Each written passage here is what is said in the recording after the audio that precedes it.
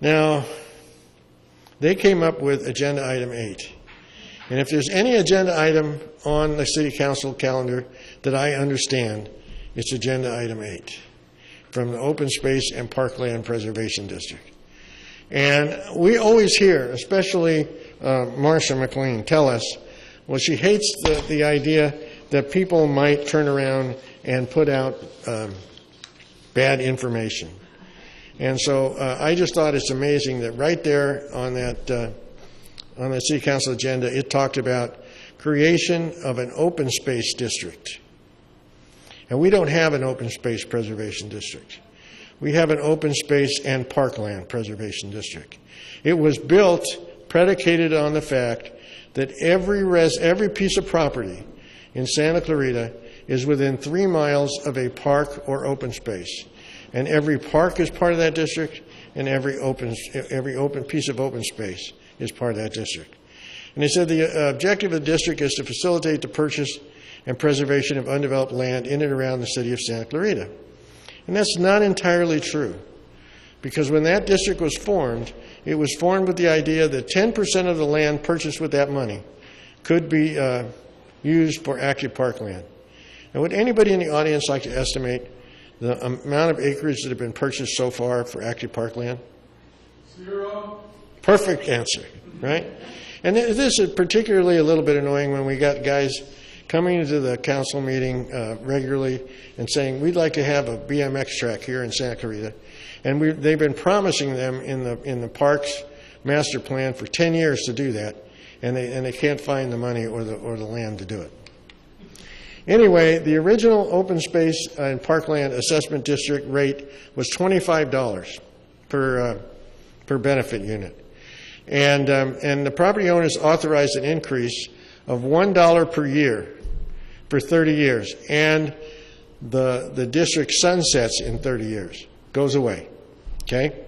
Now, why did they do that? They did that because they were going to borrow $30 million. And the debt service to pay the debt service on $30 million, it's exactly the amount of money they would collect with the number of people in the district at the time it was formed if they raised the district fee $1 per year, every year. So on the 30th year at $55, that amount of money collected on the 30th year would have gone to debt service if they would have borrowed the $30 million that they promised. But they didn't borrow $30 million. They only borrowed $15 million because they didn't have anything else to borrow money against. The $15 million was borrowed against the aquatic center. Okay? And a yearly assessment of half of that $55 would have been all that's necessary to do the debt service. So currently the current rate that they're looking at $31.50 is more money than they need 30 years from now.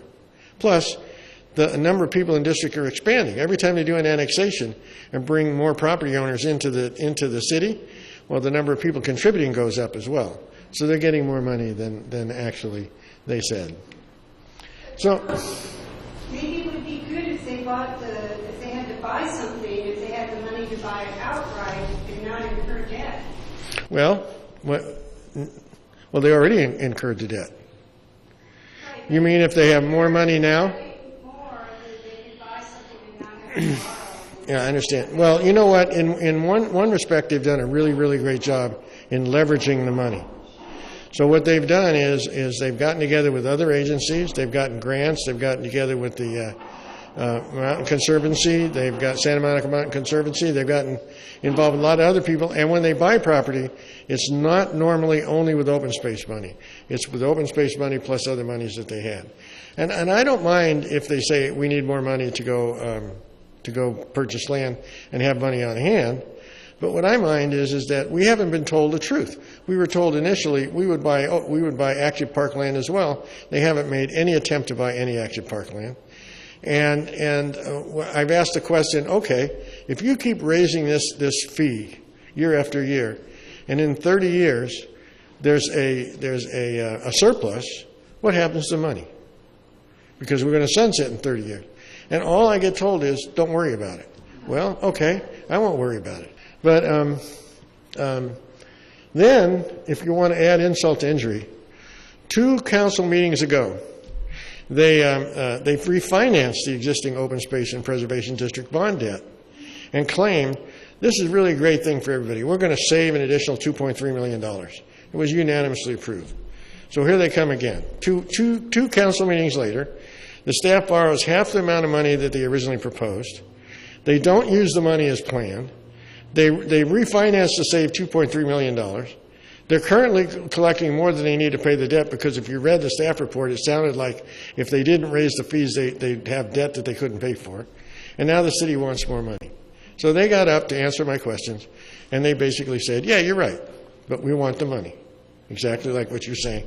In case we might have to buy something else, that's the rationale they used. And so they approved it, and your rates are going up.